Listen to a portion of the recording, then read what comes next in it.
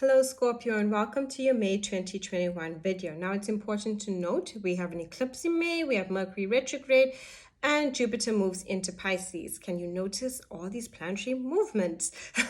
So it can be an interesting month in May because we're going to be going through a process of what we call transitioning. And when we transition, make changes, when things transition from one phase to the next, we can feel out of sorts a bit.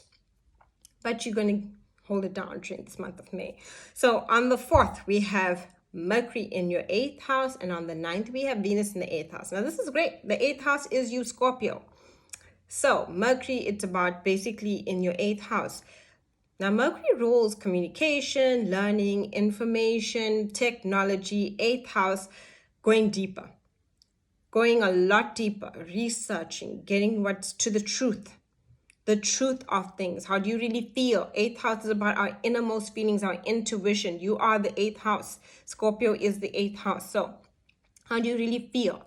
What's important to you? Trust your intuition, trust your gut. Researching. This is also a good time to, when it comes to finances, maybe looking at some things, investments, thinking about your finances, thinking about changes you may want to make as well.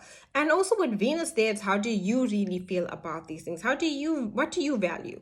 What do you value when it comes to your relationships as well? Because the 8th house is about intimacy, it's about vulnerability, it's about opening up. So you might find yourself a little bit more vulnerable, and because Venus is in the 8th house, feeling like you want to share more. So we have on the 11th, a new moon in your 7th house. Now, new moon, new beginnings in the 7th house of relationships. So we've been working with that 8th house, hey, partnerships, sharing our deeper selves, 7th house, and also seeing the truth. Let's not forget, Scorpio does like to show us what's hidden and trusting our innermost gut. Now, with that, on the 11th, that new moon in the 7th house is about relationships. Relationships, be it either personal or work related. It's all about relationships. Who do we relate to? 7th house, new beginnings. What new beginnings do you want in your relationships? This is where you can see either a new phase or a new way of coming through into your relationships. That 8th house that you had previously with all that healing. Now, maybe you want to enter into a new phase within a relationship, take it deeper, share a little bit more of yourself. Or you might think, oh, this is just not working for me. Truth be told, with that 8th house that happened, this is just not working for me. But it's a good energy when it comes to working with relationships, realizing what you want and how do you communicate with other people. On the 14th, we have Jupiter in the 5th house. Now, Jupiter is going to be moving into Pisces until the 29th of July. This is good news. The 5th house, fun, love, romance, new romance, allowing for romance to come in. So existing relationships, reigniting that energy. Okay. Or if you need to enter into new relationships or wanting to go into new relationships, it's a good time for that. It allows for fun, creativity, business ideas. Good time to get very creative when it comes to business. Good time to get very creative when it comes to your career. Because you might be thinking, how can I expand? How can I, what can I do to really grow myself and really invest in myself? That 5th house offers that fun, creativity. It's a jovial kind of energy. That's why it's a very good energy for creativity. It's a good energy when it comes to ideas, when it comes to work, and maybe you want to try for a new position. And Jupiter offers you that expansion, growth, opportunity. That's what Jupiter rules, luck. And that 5th house means change too. What do you want to change within your life? So this is only going to be until the 29th of July. You might be planting the seeds for what will manifest next year when Jupiter is in Pisces as well. On the 21st, we have the sun in your 8th house. Back to you, 8th house is Scorpio, sun, shining that light there. So it's now starting to make you okay. So early in the month, you're working through things. Now, the sun offers you these opportunities when it comes to finances, when it comes to, career prospects. It also offers that energy when it comes to being more intimate and more vulnerable. Sharing yourself. connecting to other people. There's a good time even thinking of, joining forces with others by intimacy or either like intimacy, like we connect in a deep and soulful level. I really get this. Or either when it comes to partnerships, when it comes to money. A lunar eclipse, second house.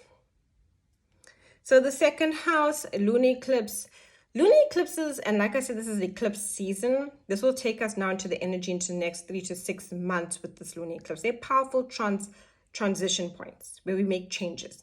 Second house is about talents, creativity, resources, and again, money. And your self-worth, who supports you. You're going to want to change up situations within your life. A lunar eclipse offers a point of release, letting go, surrendering. There might be things that you need to let go of in order for all these new opportunities to come in. Who supports you? Who has your back? How do you feel supported? In order for us to do things in life, we need support. Self-worth. Do you feel worthy of yourself? How is your self-worth? And also working with your resources and your finances. On the 30th, we have a Mercury retrograde. A Mercury retrograde, not a good time to sign contracts. So if you've been thinking a lot about your finances, right, and you've had ideas prior to this, prior to May, you can implement them because you can complete projects during a Mercury retrograde. Mercury retrograde is not for starting anything new. So, don't now be like, let me team up or partner up with you and not read the fine print on a contract or not see things through. Because oftentimes at the end of the Mercury retrograde, things basically don't go the way as planned, and people oftentimes are more scattered during a Mercury retrograde, lacking less focus. It's a good time to redo. So redo old projects, completion, revisit old things that you've been doing. And it's a good time to rejuvenate yourself, rest. People from the past might come up, past situations, exes, people that you've been in relationships with, family members, all that jazz. Stay away from gossip. Stay clear of that, especially during this Mercury retrograde. It's a good time to go within, listen to your own intuition and what's good for your heart and soul. So your card for May. Empowerment. You're more powerful than you realize. It's safe for you to be powerful. Now, the 8th house, Scorpio, remember I spoke about that, is ruled by Mars and Pluto. Mars is the planet of action, god of war kind of energy. And basically that is the archetype of it with mythology, god of war, where we take action, our passion, our drive. Pluto is the planet lord of the underworld mythology, transformation. So you are going through a lot of transformation during this month of May, and you are also feeling motivated. But in order to move forward, you're going to have to transform. So this empowerment card, you're more powerful than you realize. It's safe for you to be powerful. It's safe for you to be powerful. It's safe for you to make changes in your life. It's safe for you to let go of that relationship if it's not working for you. It's safe for you to try for a different opportunity when it comes to your career. It's safe for you to learn something new, to try something new that's motivating and is connected to your heart, especially with that Venus moving in on the 9th into your 8th house.